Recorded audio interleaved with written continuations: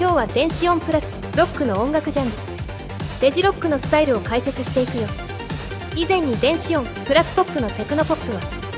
日本独自の名称だと解説したけど、デジロックも同様に日本独自の名称だよ。スノでもデジタルロックの効果はない。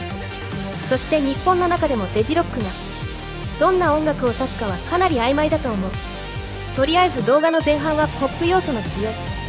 キャッチーなデジロックを紹介していくよ。海外における電子音プラスロックの音楽はエレクトロニックロックやシンセロックと呼ぶ。スノだとシンセロックの方が効果が分かりやすいのでこちらを選んだよ。ネオンポップパンクはポップパンクに電子音の要素を足した音楽ジャンル。そしてエレクトロニコアはメタルに電子音の要素を足した音楽ジャンルだよ。それじゃこの3種類のスタイルがどんな曲を生成するか聞いてみよう。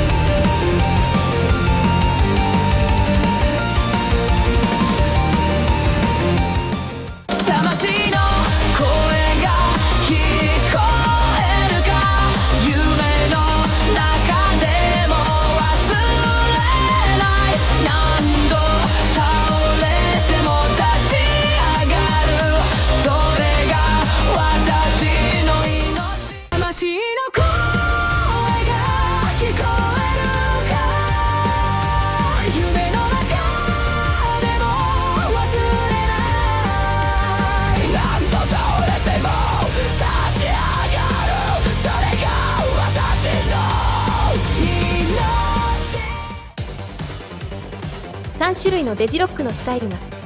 どんな曲を生成するか聞いてもらったよ。どのスタイルも効果が不安定なので他のスタイルで補正した方がいいと思う。日本のデジロック風にしたいなら日本要素も別に足した方がいいね。無難な J-POP、 暗くするならアニメ、明るくするなら可愛いみたいな感じ。それと少し古めのデジロックを作るならテクノ歌謡を混ぜるととてもいいね。動画の後半はデジロックに含めていいか。少し微妙な電子音ロックを紹介していくよ。エレクトロクラッシュは電子音プラスロックだけどギターがほとんど使われない特徴がある。前にゴシック音楽の動画で紹介したダークウェーブ系統の曲に近いジャンルだね。ビッグビートはサンプリングされたロック系の音を使う DJ 発の音楽ジャンル。ビッグビートのロックは古いロックだからジャズ系統の雰囲気も結構入ってるよ。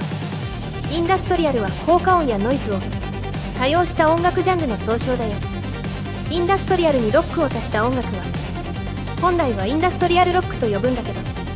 スノだとインダストリアルだけでロック要素が入るからこれでいいと思う。それじゃこの3種類のスタイルがどんな曲を生成するか聞いてみよう。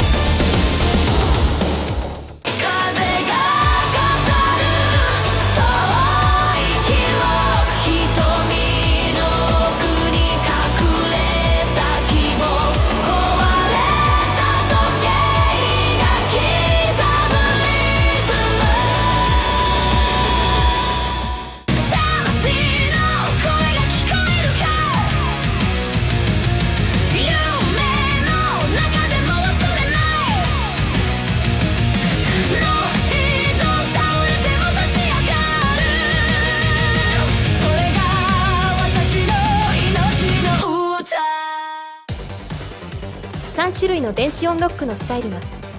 どんな曲を生成するか聞いてもらったよ。スノはロック系と EDM 系の曲を混ぜると不安定で音質が微妙な曲になりやすい。だから動画の後半で紹介したようなロック要素の薄いスタイルを使った方がむしろデジロックは作りやすいかもね。どんなデジロックを目指すかにもよるけど、電子音プラスロックは今日紹介した他にもう一つ大きなジャンルがある。静かで幻想的な雰囲気のあるサイケデリック系のロックも有名だね。これはまた別の動画で紹介するよ。サイケ系をやればロックは全部終わりかな。それじゃまたね。